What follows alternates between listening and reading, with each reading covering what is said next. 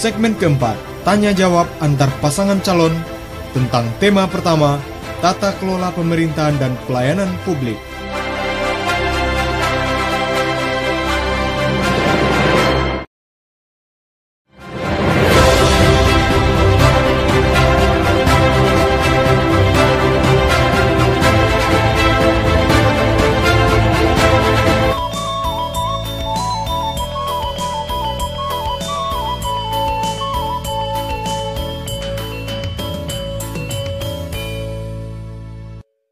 Pemilihan serentak 9 Desember dengan protokol kesehatan yang ketat.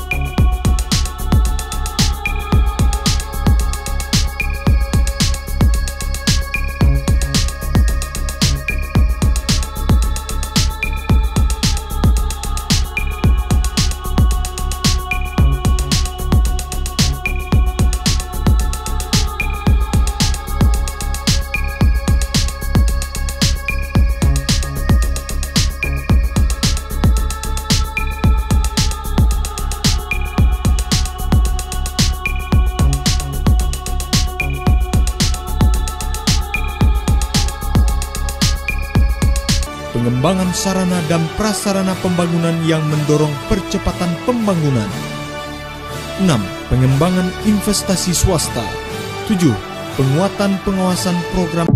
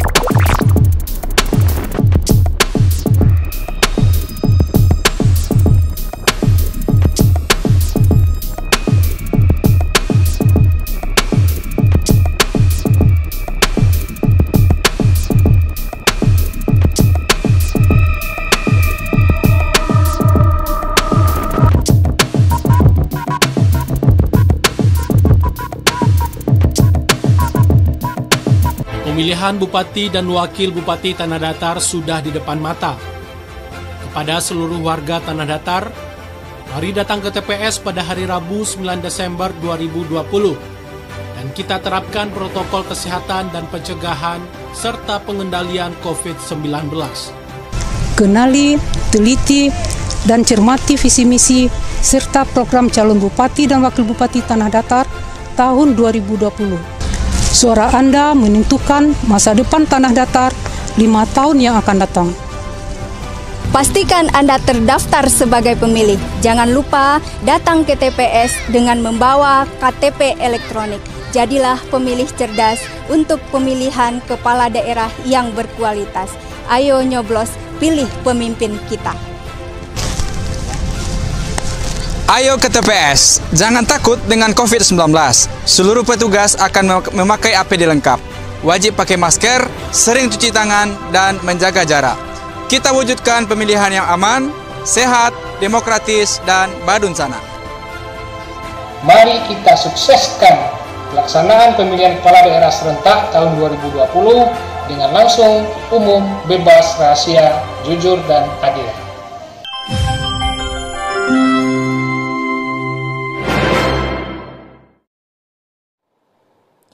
Selamat datang dalam debat publik putaran pertama antar calon bupati dan wakil bupati Kabupaten Tanah Datar tahun 2020.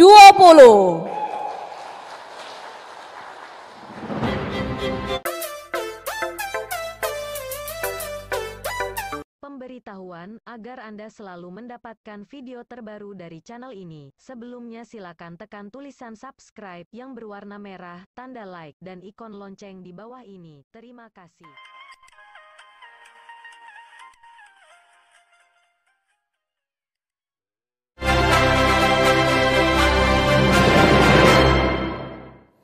Baik, keempat pasangan calon disilakan kembali ke podiumnya. Baik, saya jelaskan sedikit tentang aturan main pada segmen keempat ini. Segmen keempat ini akan menghadapkan dua pasangan calon.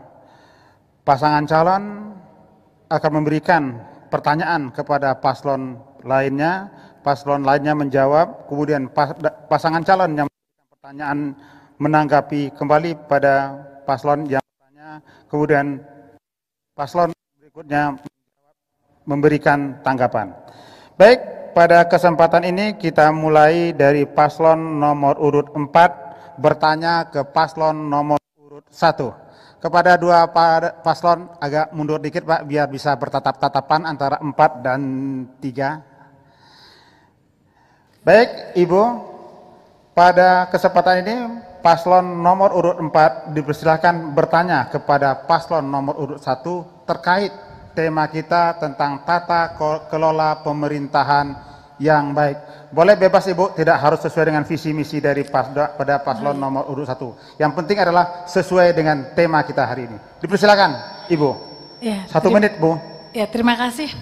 Dalam tata kelola pemerintahan yang baik dan bersih, apa yang Bapak lakukan untuk mengatasi potensi kebocoran dalam pengelolaan retribusi daerah? Cukup Ibu? Baik, kepada paslon nomor urut 1 dipersilakan untuk menjawab, waktunya 2 menit. Baik, terima kasih. Langsung saja tanpa mengurangi rasa hormat kepada kita yang hadir terkait untuk mencegah antisipasi terhadap kebocoran dan atau penyalahgunaan, penyelewengan dan lain-lain dari sumber pendapatan daerah, retribusi daerah, pajak daerah, kemudian insentif daerah. Oleh karena itu kita selaku Bupati Tanah Datar yang insya Allah Darmatani nomor urut 1, kita akan sangat konsisten dan komit karena terkait dengan visi kita akan laksanakan, akan wujudkan Tanah Datar unggul dan sejahtera. Kalau peluang dan potensi penyelewengan, penyimpangan tersebut mulai dari nagari, kecamatan, OPD, ini tidak kita tutup, ini tentu masyarakat sampai kapanpun tidak akan pernah sejahtera. Nah, oleh karena itu di jajaran pemerintah daerah kita ada salah satu OPD yang namanya inspektorat. Inspektorat inilah yang kita tekankan, yang kita sarankan untuk selalu turun ke bawah. Untuk selalu turun ke bawah Badan Keuangan Daerah untuk melakukan pengawalan gitu. Melakukan pengawalan di dalam menarik retribusi daerah tersebut. Sehingga untuk penarikan retribusi tidak tertutup kemungkinan ini tidak dilakukan hanya oleh satu OPD saja. Harus kita laksanakan penarikan retribusi tersebut, harus ada tim yang gabungan dari beberapa OPD dalam rangka meningkatkan pengawasan pengendalian dari penarikan retribusi. Terima kasih. Baik, dipersilakan kepada paslon nomor urut 4 menanggapi jawaban dari paslon nomor urut 1. Ya. 1 menit, Ibu. Ya, terima kasih. Tadi dinyatakan bahwa yang dilakukan adalah pengawasan oleh inspektorat dan juga pengawasan oleh tim gabungan untuk kegiatan ini. Yang ingin saya tanyakan adalah bahwa yang penting di sini adalah bahwa ada pengendalian intern di dalam atau pengawasan melekat yang bisa dalam bentuk prosedur, aturan-aturan. Jadi kalau kuat aturannya, jelas prosedurnya, di sana ada juga reward and punishment ya, dan kemudian juga pimpinan juga selalu mengawal hal itu. Maka tentunya ini akan lebih bisa dikendalikan daripada hanya pengawasan oleh inspektorat ataupun pengawasan yang dilakukan oleh tim tersebut. Sebab yang perlu adalah yang pertama mungkin ASN-nya atau manusianya, ya, yang kompeten, yang memang memenuhi persyaratan itu dan waskat daripada struktur operasional dan Baik, silakan paslon nomor urut 1 menjawab tanggapan balik. Baik, langsung saja. Retribusi kaitnya terhadap peningkatan pendapatan asli daerah. Yang pertama yang harus kita lakukan penempatan ASN di sektor retribusi dan pajak daerah tersebut harus sesuai dengan disiplin ilmu yang dimiliki. Satu. Dan kemudian satu berikutnya, kita harus tekan fakta integritas. Nah, kalau ada pelanggaran dari komitmen kerjasama dan pernyataan-pernyataan yang kita bikin, ini ada punishment dan ada reward. Kalau memang terjadi pelanggaran, tidak tertutup kemungkinan mereka ini akan mendapatkan sanksi-sanksi sesuai dengan regulasi yang ada. Terima kasih. Baik, terima kasih. Kita lanjutkan kepada pasangan berikutnya. Sekarang adalah paslon nomor urut 1 bertanya ke paslon nomor urut 2. Nanti kemudian paslon nomor urut 2 menjawab, paslon nomor urut 1 menanggapi lagi, dan paslon nomor urut 2 menanggapi kembali. Temanya masih tetap Bapak, tata kelola pemerintahan dan pelayanan publik. Selanjutnya dipersilakan kepada paslon nomor urut 1 bertanya kepada paslon nomor urut 2. Dipersilakan. Terima kasih. Sebagaimana kita ketahui bahwa pemerintahan nagari itu adalah ujung tombak dari pelayanan masyarakat. Dan selama ini beberapa kewenangan telah diberikan kepada pemerintahan nagari. Artinya juga itu bahwa tumpuan pelayanan utama masyarakat itulah pemerintahan nagari. Pertanyaan kami adalah, bagaimana Bapak menilai implementasi tata kelola pelaksanaan pelayanan di pemerintahan nagari saat ini, dan apa kira-kira inovasi atau terobosan-terobosan yang tepat di masa yang akan datang dalam meningkatkan tata kelola pemerintahan nagari? Cukup Bapak? Siap. Baik, kita persilakan kepada paslon nomor urut 2 untuk menjawab.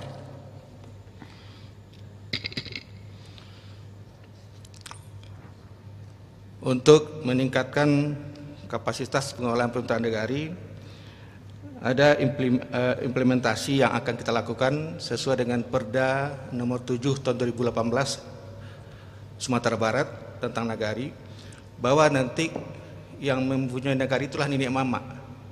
Di mana ada 3 lembaga di sana. Pertama Kerapatan Adat Negari, kedua Pemerintahan Negari, nanti dipimpin oleh Kepala Negari, kemudian Peralihan Adat Negari. Nah, kalau kami nanti Kerapatan Adat Negari itu minimal dianggarkan 1 tahun 100 juta per Kerapatan Adat Negari.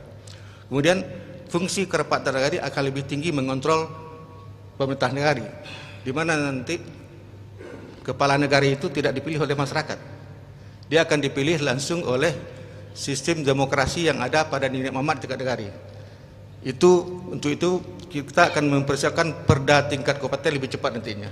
Sehingga nanti fungsi Kerapatan Adat Negari lebih utuh dalam konteks pengawasan semua fungsi aktivitas masyarakat di tingkat negari. Dalam hal ini pendekatan kebijakan yang kita lakukan adalah fungsi pemerintahan negari itu adalah sebagai alat bagi Kerapatan Negari untuk memberikan pelayanan kepada anak negari.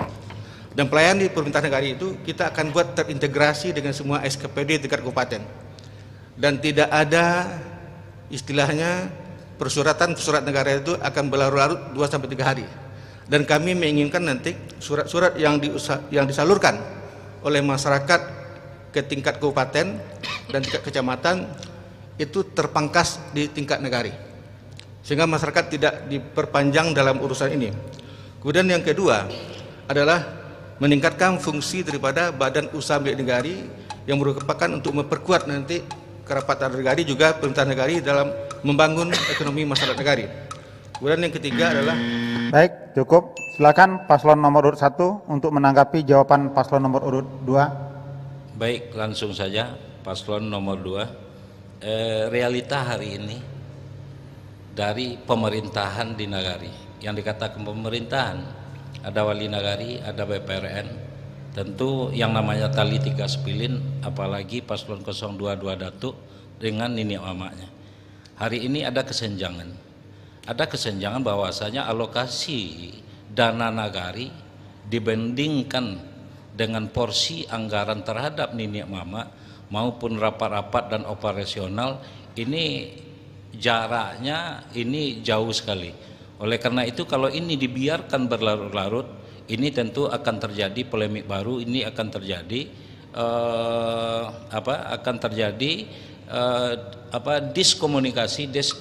diskomunikasi antara wali nagari dengan pemangku adat. Kalau ini terjadi sampai kapanpun ini akan mengganggu jalannya roda pemerintahan nagari. Oleh karena itu baik, silakan paslon nomor 2 untuk menjawab tanggapan.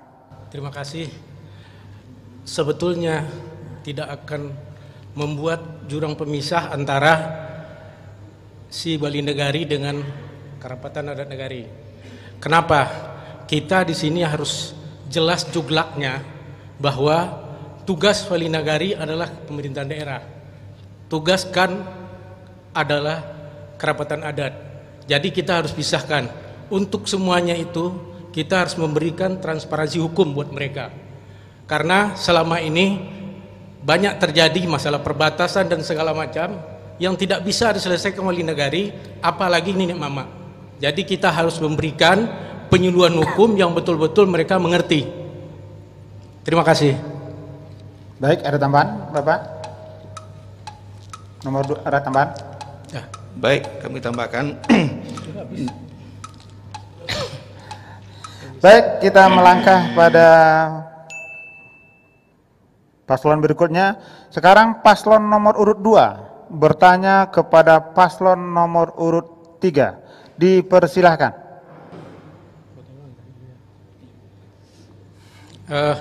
Saudara paslon nomor 3, mohon maaf semuanya, kita ini dalam visi misi baik ekonomi dan segala macam berdasarkan adat pesandi sarak pesandi kitabullah. Mohon dijelaskan apa itu adat pesandi sarak pesandi kitabullah. Mohon dijelaskan. Terima kasih. Silakan paslon nomor urut 3. Baik, terima kasih pada Tua atas pertanyaannya terkait dengan adat besandi sarak besandi kitabullah. Bahwa adat besandi sarak besandi kitabullah selama ini yang hidup di tanah datar mungkin memahami itu dari luar dan dalamnya dengan sumpah Sati Marapalamnya. Adat Minangkabau bersumber dari syarat-syarat yang ada di sunnah-sunnah Rasulullahnya, dan semua itu kembali lagi kepada Kitabullahnya, dan itu harus bercermin dari pola perilaku masyarakatnya, harus bercermin dari pola perilaku ASN-nya, harus tercermin dari pola perilaku kepala-kepala daerahnya.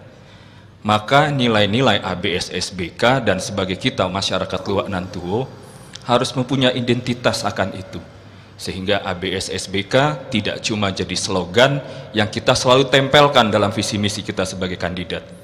Maka nilai-nilai itu harus tercermin bagaimana kita memberikan penghargaan kepada nenek mamanya, bagaimana kita memberikan penghargaan yang lebih tinggi kepada Elkamnya, bagaimana kita memberi penghargaan yang lebih tinggi kepada Bundo Kandungnya. Dan juga termaksud peran paling penting di situ bagi kaum ulama. Nilai-nilai keagamaan, nilai-nilai agama harus mencerminkan identitas masyarakat Tanah Datar itu sendiri, dengan pemimpin yang menjadi contoh, menegakkan aturan baik secara hukum positif maupun juga dengan nilai-nilai adatnya. Maka di situ harus holistik bagaimana masyarakat kita bisa bertindak di kemudian hari. Dan dalam sisi perekonomiannya tadi disinggung, potensi pariwisata Tanah Datar adalah wisata budaya. Disitulah peran adat istiadat mencerminkan dan memberi warna bagi pertumbuhan ekonomi Tanah Datar. Terima kasih. Baik, kepada paslon nomor urut 2, silakan menanggapi jawaban dari paslon nomor urut 3. Dipersilakan. Baik, kami coba menanggapi, mungkin membantu ini ya. Jadi adat basandikan sarak, sarak basandikan Kitabullah. Kata-katanya sandi. Sandi itu sesuatu yang sifatnya menguatkan tapi datangnya belakangan. Ibarat kita membangun rumah gadang di Minangkabau, yang ditegakkan pertama itulah tiangnya. Sudah tiang ditegakkan baru diganjal dengan sandi atau pondasi. Nah, makna daripada adat basandikan sarak, sarak basandikan Kitabullah. Bahasa adat adalah bahasa petatah petitih, adalah bahasa pantun, bahasa mamang, bidal dan segala macamnya. Dan bahasa adat itu adalah bahasa yang terkait dengan nilai-nilai yang ada pada agama. Tentunya nilai-nilai agama itu diperkuat oleh Al-Quran dan hadis. Sehingga kenapa adat dan sarak itu selalu beriringan berjalan dan dikatakan bahwa sarak basiluri adat basi sampiang. Karena baik, silahkan kembali paslon nomor urut 3. Baik, terima kasih Pak Datuk. Kalau kita berdiskusi tentang hal ini, mana yang mewarnai, mana yang saling melengkapi, itu nanti kita akan mempertentangkan antara agama dan adat itu sendiri jadinya. Karena permasalahan ini sudah selesai bagi Tanah Datar, hal-hal seperti itu sudah selesai. Yang paling penting dari kita, bagaimana nilai-nilai ABS-SBK ini mewarnai masyarakatnya. Bukan lagi kita tentangkan antara masalah adat yang mewarnai agama, atau agama yang mewarnai adat itu sendiri. Karena sebagai suatu hal yang holistik, di situ saya ulangin lagi, bahwa nilai masyarakat Tanah Datar, identitas masyarakat Tanah Datar harus tercermin dari slogan kita selama ini tentang ABS-SBK itu sendiri. Makanya pembangunan dan modernisasi di Tanah Datar harus menilai itu, harus punya warna itu, dan harus dengan identitas itu. Terima kasih. Baik, terima kasih. Terakhir dalam segmen ini, paslon nomor urut 3 bertanya kepada paslon nomor urut 4. Perlu saya ingatkan kembali, tema kita pada segmen ini adalah tata kelola pemerintahan yang baik. Dipersilakan. Baik, terima kasih. Untuk paslon nomor 4, bagaimana pandangan Ibu tentang pelaksanaan tata kelola pemerintahan dan pelayanan publik di Kabupaten Tanah Datar selama ini, terutama 15 tahun terakhir, dan apa misi Ibu tentang hal ini, serta apa rujukan utama dalam menerapkan tata kelola pemerintahan yang baik. Terima kasih. Baik, dipersilakan. Masih ada tambahan, Bapak? Cukup. Baik, dipersilakan Ibu. Ya. Terima kasih. Kalau dalam 15 tahun terakhir, ini mengenai tata kelola pemerintahan yang baik. Dalam hal ini saya tidak bisa menyatakan baik atau buruk, karena ada sisi positifnya dan juga ada sisi negatifnya. Tetapi mungkin saya melihat ada hal-hal yang memang perlu nantinya dibenahi.